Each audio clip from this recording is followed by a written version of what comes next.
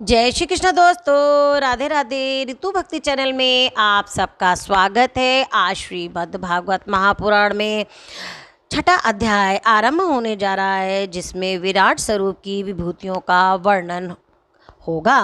ब्रह्मा जी कहते हैं, उन्हीं विराट पुरुष के मुख से वाणी और उसके अधिष्ठा देवता अग्नि उत्पन्न हुए।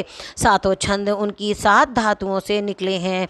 मनुष्यों, पितरों और देवताओं के भोजन करने योग्य अमृत में अन्य सब प्रकार के रस, रसेंद्रियां और उसके अधिष्ठा देवता वरुण विराट पुरुष की जिह्वा से उत्पन्न हुए हैं। उनके नासच्छेंद्रियों से प्राण, अपान, व्यान और उदान और समान, ये पांचों प्राण और वायु तथा घ्राणेन्द्रियां से अश्विनी कुमार समस्त औषधियाँ एवं साधारण तथा विशेष गंध उत्पन्न हुए हैं। उनकी नेत्रेंद्रियां रूप और तेज की तथा नेत्र गोलोक, स्वर्ग और सूर्य की जन्मभूमि हैं। समस्त दिशाएं और पवित्र करने वाले तीर्थ कानों से तथा आकाश और शब्द श्रोतेंद्रियों से निकले हैं। उनका शरीर संसार की सभी वस्तुओं से सारभाग तथा सौंदर्य का खजाना है। सारे यज्ञ, स्पर्श और वायु उनकी त्वचा से निकले हैं। उनके रोम सभी उद्दिष्ट पदार्थों से जन्म स्थान हैं, अथवा केवल उन्हीं के जिनसे यज्ञ संपन्न होते हैं। उनके केश, दाढ़ी, मूछ और नखों से मेघ, बिजली, शिला एवं लोहा आदि धातुएं तथा भुजाओं से प्राय संसार की रक्षा करने वाले लोकपाल प्रकट हुए हैं। उनका चलना फिरना भू भुआ स्वाहा तीनों लोकों का आश्रय है। उनके चरण कमल प्राप्त की रक्षा करते हैं और भयों को भगा देते हैं तथा समस्त कामनाओं की पूर्ति उन्हीं से होती है। विराट पुरुष का लिंग जल, वीर्य, सृष्टि, मेघ और प्रजापति का आधार है तथा उनकी जनेन्द्रियां मैथुन जनित आनंद का उद्गम है। नारद जी विराट पुरुष की पायु इंद्रियां यम, मित्र और मल त्याग का तथा गुदा द्वार, हिंसा, नित्यति, मृत्यु और नरक का उत्पत्ति स्थान है। उनकी पीठ से पराजय, अधर्म और अज्ञान, नाड़ियों से नद, नदी और हड्डियों से पर्वतों का निर्माण हुआ है। उनके उदर में मूल, प्रकृति, रस नाम की धातु तथा समुंदर, समस्त प्राणी और उनकी मृत्यु समाई हुई है। उनका हृदय की मन की जन्मभूमि है। नारद, हम, तुम, धर्म, संकादिक, शंकर, विज्ञान और अंतकरण सबके सब उनके चित्त के आश्रित हैं।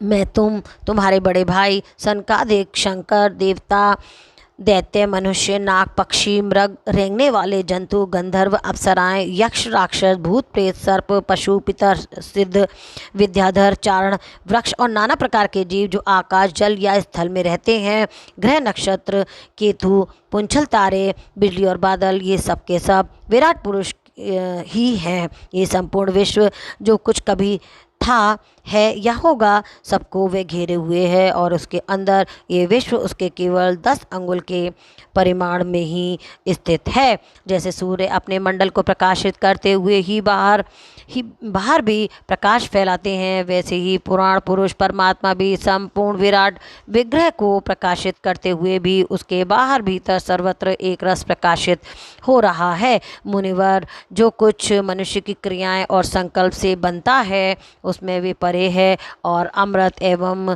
अभय पद यानी मोक्ष का स्वामी है। यही कारण है कि कोई भी उसकी महिमा पर का पार नहीं कर सकता। संपूर्ण लोग भगवान के एक पाद मात्र हैं तथा उनके अंश मात्र लोकों से समस्त प्राणी निवास करते हैं। भूलोक, भूलोक और स्वर्गलोक के ऊपर महरलोक है। उसके भी ऊपर जन, तप और सत्य लोकों में क्रमशः अमृत, क्षेम और अभय का नित्य निवास होता है। जन, तप और सत्य, इन तीनों लोकों में ब्रह्मचारी, वानप्रस्थ एवं सन्यासी निवास करते हैं। दीर्घकालीन ब्रह्मचर्य से रहित गृहस्थ भूलोक, भुवरलोक और स्वर्गलोक के भीतर ही निवास करते हैं। शास्त्रों में 2 मार्ग बताए गए हैं, एक अविद्या रूप कर्म मार्ग जो सकाम पुरुषों के लिए है और दूसरा उपासना रूप विद्या का मार्ग जो निष्काम उपासकों के लिए है। मनुष्य दोनों में से किसी का एक आश्रय लेकर भोग प्राप्त कराने वाले दक्षिण मार्ग से अथवा मोक्ष प्राप्त कराने वाले उत्तर मार्ग से यात्रा करता है। किंतु पुरुषोत्तम भगवान दोनों के आधारभूत हैं। जैसे सूर्य अपनी किरणों से सबको प्रकाशित करते हुए भी सबसे अलग है, वैसे ही जिन परमात्मा से इस अंड की और पंचभूत एकादश इंद्रियां एवं गुण में विराट की उत्पत्ति हुई है, वे प्रभु भी इन समस्त वस्तुओं के अंदर और उनके रूप में रहते हुए भी उनके सर्वदा अतीत हैं। जिस समय इस विराट पुरुष के नाभि कमल से मेरा जन्म हुआ, उस समय इस पुरुष के अंगों के अतिरिक्त मुझे और कोई भी यज्ञ सामग्री नहीं मिली। तब मैंने उनके अंगों में ही यज्ञ के पशु, यूप, कुश, ये यज्ञ भूति और यज्ञ के योग उत्तम काल की कल्पना की। ऋषि श्रेष्ठ, यज्ञ के लिए आवश्यक पात्र आदि वस्तुएं, जौ, चावल आदि औषधियाँ, घृत आदि स्नेह पदार्थ, 6 रस, लोहा, मिट्टी, जल, ऋक, यजु, साम, चातुर्होत, यज्ञों के नाम, मंत्र, दक्षिणा, व्रत, देवताओं के नाम, पद्धति, ग्रंथ, संकल्प, तंत्र, गति, मति, श्रद्धा, प्रायश्चित और समर्पण, ये समस्त यज्ञ सामग्री मैंने विराट पुरुष के अंग से ही इकट्ठी की। इस प्रकार विराट पुरुष के अंगों से ही सारी सामग्री का संग्रह करके मैंने उन्हीं सामग्रियों से उन यज्ञ स्वरूप परमात्मा के यज्ञ द्वारा यजन किया है। तदंतर तुम्हारे बड़े भाई इन 9 प्रजापतियों ने अपने चित्त को पूर्ण समाहित करके विराट एवं अंतर्यामी रूप में स्थित उस पुरुष की आराधना की। इसके पश्चात समय समय पर मनु, ऋषि, पितर, देवता और दैत्य और मनुष्यों ने यज्ञों के द्वारा भगवान की आराधना की। नारद, ये संपूर्ण विश्व उन्हीं भगवान नारायण में स्थित है, जो स्वयं तो प्राकृत गुणों से रहित है, परंतु सृष्टि के प्रारंभ में माया के द्वारा बहुत से गुण ग्रहण कर लेते हैं। उन्हीं की प्रेरणा से मैं इस संसार की रचना करता हूँ। उन्हीं के अधीन होकर रुद्र इसका संहार करते हैं और वे स्वयं ही विष्णु रूप में इसका पालन करते हैं, क्योंकि उन्हें सत्व, रज और तम की 3 शक्तियाँ स्वीकार कर रखी हैं। बेटा, जो कुछ तुमने पूछा था उसका उत्तर मैंने तुम्हें दे दिया है। भाव या अभाव, कार्य या कारण के रूप में ऐसी कोई भी वस्तु नहीं है जो भगवान से भिन्न हो। प्यारे नारद, मैं प्रेमपूर्ण एवं उत्कंठित हृदय से भगवान के स्मरण में मग्न रहता हूँ। इसी से मेरी वाणी कभी असत्य होती ही नहीं दिखती, मेरा मन कभी असत्य संकल्प नहीं करता और मेरी इंद्रियां भी कभी मर्यादा का उल्लंघन करके कुमार्ग में नहीं जाती। मैं वेद मूर्ति हूँ, मेरा जीवन तपस्या में है। बड़े बड़े प्रजापति मेरी वंदना करते हैं और मैं उनका स्वामी हूँ। पहले मैंने बड़ी निष्ठा से योग का सर्वांग अनुष्ठान किया था, परंतु मैं अपने मूल कारण परमात्मा के स्वरूप को नहीं जान सकता, क्योंकि वे तो एकमात्र भक्ति से ही प्राप्त होते हैं। मैं तो परम मंगल में एवं शरण आए हुए भक्तों को जन्म मृत्यु से छुड़ाने वाले परम कल्याण रूप भगवान के चरणों को ही नमस्कार करता हूँ। उनकी माया की शक्ति अपार है। जैसे आकाश अपने अंत को नहीं जानता, वैसे ही मैं भी अपनी महिमा का विस्तार नहीं जानते। ऐसी स्थिति में दूसरे तो उसका पार पा ही कैसे सकते हैं। मैं, मेरे पुत्र, तुम लोग और शंकर जी भी उनके सत्य स्वरूप को नहीं जानते, तब दूसरे देवता तो उन्हें जान ही कैसे सकते हैं। हम सब प्रकार मोहित हो रहे हैं कि उनकी माया के द्वारा रचे हुए जगत को भी ठीक ठीक नहीं समझ सकते। अपनी अपनी बुद्धि के अनुसार ही अटकल लगाते हैं। हम लोग केवल जिनके अवतार की लीलाओं का गान ही करते रहते हैं, उनके तत्व को नहीं जानते। उन भगवान के श्री चरणों में मैं नमस्कार करता हूँ। वे अजन्मा एवं पुरुषोत्तम हैं। प्रत्येक कल्प से वे स्वयं अपने आप में अपने आप की ही सृष्टि करते हैं, रक्षा करते हैं और संहार कर लेते हैं। वे माया के लेश से रहित केवल ज्ञान रूप हैं और अंतरात्मा के रूप में एक रस स्थित हैं। वे तीनों काल में सत्य एवं परिपूर्ण हैं, न उनका आदि है और न अंत।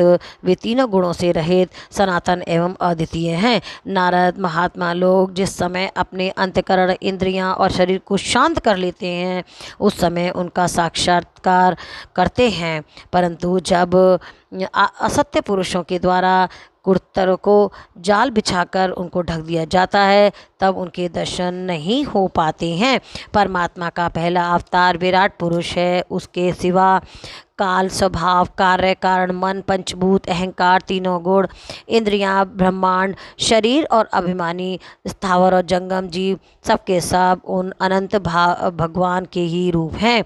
मैं, शंकर, विष्णु, दक्ष आदि ये प्रजापति, तुम और तुम्हारे जैसे अन्य भक्तजन, स्वर्गलोक के रक्षक, पक्षियों के राजा, मनुष्य लोक के राजा, नीचे के लोकों के राजा, गंधर्व, विद्याधर और चारणों के अधिनायक, यक्ष, राक्षस, सांप और नागों के स्वामी, महर्षि, पितृपति, दैत्येंद्र, सिद्धेश्वर, दानवराज और प्रेत, पिशाच, भूत, कुष्मांड, जल जंतु, मृग और पक्षियों के स्वामी एवं संसार में और भी जितनी वस्तुएं ऐश्वर्य, तेज और इंद्रिय बल, मनोबल, शरीर बल या क्षमा से युक्त हैं अथवा जो भी विशेष सौंदर्य, लज्जा, वैभव तथा विभूति से युक्त हैं एवं जितनी भी वस्तुएं अद्भुत वर्ण वाली, रूपवान या अरूप हैं, वे सबके सब परम तत्व में भगवत रूप ही हैं।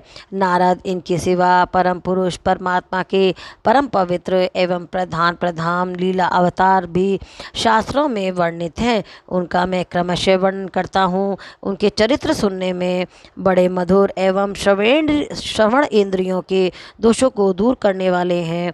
तुम सावधान होकर उनका रस लो। इति श्रीमद्भागवते महापुराणे पारमहंस्यां संहितायां द्वितीय स्कंदे षष्ठो अध्याय संपन्न। बोल कृष्ण भगवान की जय। ओम नमो नारायण भगवते वासुदेवाय नमः।